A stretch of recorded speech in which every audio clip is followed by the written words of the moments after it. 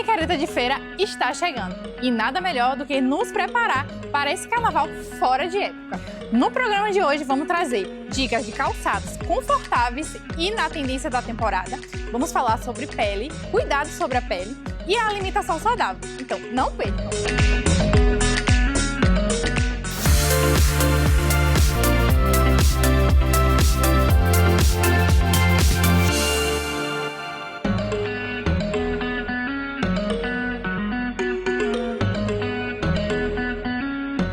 Se tem uma pessoa que entende de tendências e conforto, é Gelli. Então, quando você me falou da proposta da gente apresentar algo assim para o micareta relacionado a sapatos, claro que eu pensei de falar que para a pessoa brincar com elegância, nós temos as melhores oportunidades aqui na loja. Então tem um salto que está super em alta, são as platforms, né?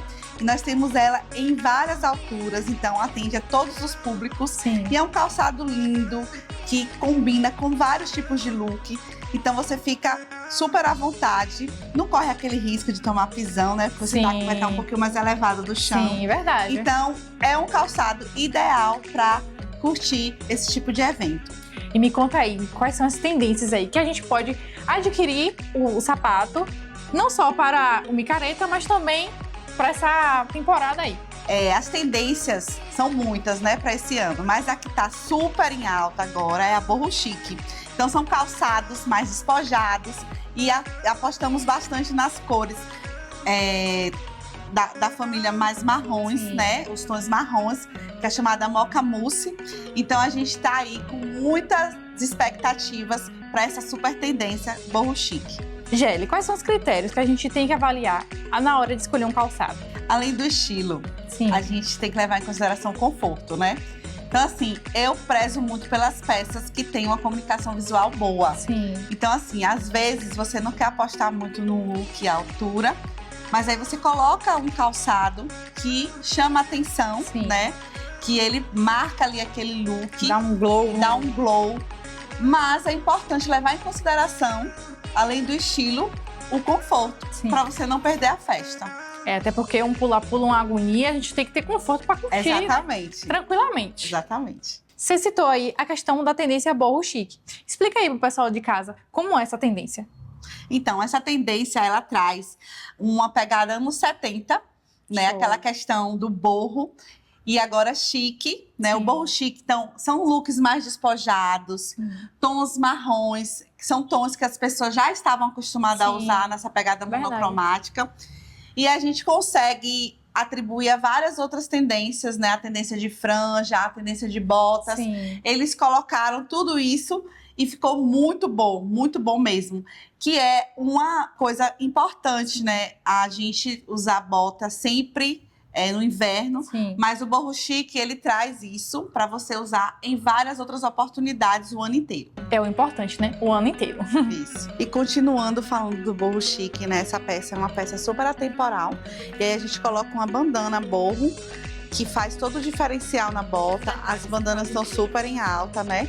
E essa peça é em couro legítimo, com franjas, os adornos maximalistas no dourado. Ficou muito tendência a ela, muito linda.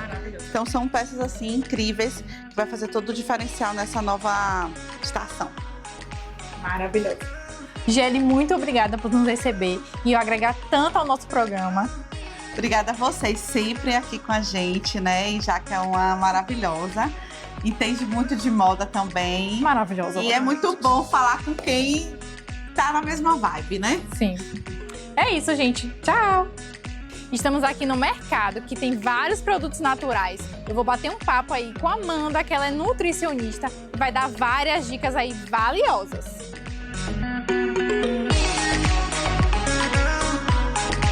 Estou aqui com a doutora Amanda Souza, nutricionista. Muito obrigada pelo convite. Nós vamos falar hoje um pouquinho sobre o autocuidado, sobre como encaixar melhor, né, a alimentação dentro da nossa rotina para que a gente consiga ter saúde e bem-estar. Como é que a gente consegue encaixar aí com facilidade, sem restrições, muitas regras? Eu falo sempre isso com os pacientes, né? Que a alimentação ela não precisa ser um peso, ela não precisa de restrições. Muito pelo contrário, a nutrição é muito mais sobre incluir do que sobre restringir. Quando a gente inclui novos alimentos, quando a gente inclui novos hábitos, que é o principal, a alimentação saudável ela precisa ser um estilo de vida, não só uma dieta. Então, quando a gente inclui novos hábitos, quando a gente inclui uma alimentação adequada, um bom acompanhamento nutricional, isso tudo faz com que a gente se cuide não só do corpo, mas também da mente, que tá tudo muito relacionado. É um retorno, né? Tudo que você planta, você colhe. Exatamente, exatamente. Então, se você tem uma alimentação saudável, você vai ter um corpo saudável, né? Exatamente, como um todo. Principalmente na folia aí, quais são os cuidados que a gente pode ter antes de ir pra folia, que a gente pode ter mais energia? Sim. A energia, ela vem de um contexto. Então, assim, priorizar a hidratação é de extrema importância nessa folia, nesse período, né? Carnaval tá chegando micareta, então é muito importante a gente manter uma hidratação muito elevada. Não somente durante o percurso, durante a festa, mas principalmente antes. Então, nos dias anteriores, priorizar bastante a hidratação, priorizar também bastante as frutas ricas em água. A gente tem a melancia, a gente tem o melão, que são frutas ricas em água, que vai te ajudar também em relação à hidratação. Então, é bastante importante isso e vai te trazer também os micronutrientes, né? As vitaminas e os minerais para poder você conseguir curtir e o principal, manter uma imunidade elevada para o pós-folia, que é bem importante. E esse pós-folia, quais são os alimentos assim que você pode citar para ajudar a meio que tirar aquele cansaço, né, que o corpo tá cansado? É muito importante a gente priorizar nesse período as fibras, as proteínas que vão ter papel muito importante em relação à recuperação, não só a recuperação da fadiga que vem por conta dessa curtição toda, mas principalmente a nossa imunidade também. Então, as proteínas, elas estão muito relacionadas em relação à recuperação da imunidade. Então, é priorizar as proteínas, as carnes magras. A gente tem o frango, o peixe, a carne em si, né, a carne vermelha. Priorizar essas carnes magras. Priorizar também as frutas e os vegetais. É de extrema importância, porque, como eu citei, né, elas são ricas em micronutrientes que vão favorecer essa imunidade. Então, é bastante importante ter essa constância com a alimentação mais equilibrada e o mais natural possível. Evitar os ultraprocessados, os alimentos ricos em açúcares, em gorduras. Evitar tudo isso para que o seu corpo volte da melhor forma possível. Amanda, a má alimentação pode refletir no psicológico? A gente fala sobre, é porque a gente precisa ter um shape, não sei o quê, eu vou treinar para ficar com um corpo bonito, mas vai muito além disso. Então, quando a gente cuida da nossa alimentação, a gente automaticamente está cuidando também da nossa parte mental, do nosso psicológico. Então, assim, quando a gente tem uma alimentação desregrada, a gente tem um sono desregrado, tudo isso afeta na nossa disposição, afeta também no nosso bem-estar em geral. Então, a gente tem alimentos que potencializam o bem-estar, que são precursores, né, de neurotransmissores do bem-estar. Então, vai fazer com que você se sinta melhor, ter uma alimentação mais balanceada, ter uma alimentação que tenha mais frutas, mais vegetais. Então, assim, é muito importante a gente priorizar esse tipo de alimentação. Não somente isso, mas também a atividade física, que é o mais, assim, vai ser um encaixe perfeito. Uma boa alimentação com atividade física para que você tenha um bem-estar. Eu costumo dizer que é um 100-100. Os dois precisam estar 100% para que você se sinta muito bem. Então, assim, quando a gente prioriza a atividade física, um sono de qualidade e a alimentação bem equilibrada, é o tripé para a gente manter o psicológico em dia. Qual o primeiro passo para as pessoas terem uma alimentação mais saudável? O primeiro passo de tudo é reduzir os industrializados e ultraprocessados. É o mais importante de tudo. Quando a gente reduz os industrializados e ultraprocessados, a gente consegue ter uma percepção muito melhor em relação à alimentação. Então, priorizar as proteínas, os carboidratos de qualidade, as frutas, os vegetais e, além de tudo, a alimentação, ela precisa ser um estilo de vida. Sim. Então, a mudança de hábitos, você vai perceber que você vai precisar mudar os seus hábitos, você vai precisar melhorar o seu sono, você vai precisar organizar os seus horários das refeições. Longevidade, vamos viver muitos e muitos anos. Exatamente. Então, assim, a gente precisa essas pequenas mudanças, né? Então, assim, a gente melhora o sono, a gente reduz as telas, que hoje em dia é uma das principais causas para um estresse muito grande. O aumento do estresse influencia diretamente no nosso bem-estar, na nossa alimentação. Então, o estilo de vida como um todo precisa ser mudado. E nos momentos sociais, que tem aquelas tentaçõezinhas, como manter o equilíbrio numa alimentação mais saudável? A gente pode e deve, inclusive, fazer boas escolhas independente do lugar que a gente esteja. Então, assim, aprender as melhores opções, a gente aprender o que priorizar, aprender o que evitar, mas, além disso tudo, aprender também a aproveitar esses momentos, porque a gente sabe que a alimentação não é só pensar na parte técnica de ser saudável, na composição do alimento em si, mas o alimento também é muito mais do que isso. O alimento envolve o afeto, envolve as relações que a gente tem. Sim. E faz parte, né? A gente vem de... Isso é histórico. O alimento, ele faz parte dos momentos sociais. Sim. Então, é muito importante a gente aprender a manter esse equilíbrio, mas também aproveitar esses momentos com quem a gente ama. E entender que o alimento faz parte do momento, mas não é o foco principal daquilo ali. Então, a gente aprender a aproveitar o momento como um todo e não focar somente na alimentação, não focar somente naquela refeição, naquela sobremesa, ou que você precisa comer aquilo ali que nunca mais vai poder comer na vida, mas entender que aquele alimento faz parte desse momento e ir trabalhando esse psicológico, exatamente. Maravilha. Amanda, muito obrigada por nos receber e contribuir tanto para o nosso programa. Sei que o pessoal aí de casa anotou todas as dicas. Eu que agradeço demais, o programa é incrível. Eu já sou fã, sou suspeita para falar, mas espero ter contribuído com vocês e o que precisarem eu estou sempre à disposição. Gente, vamos para um rápido intervalo, mas voltamos já já. Fiquem aí ligadinhos.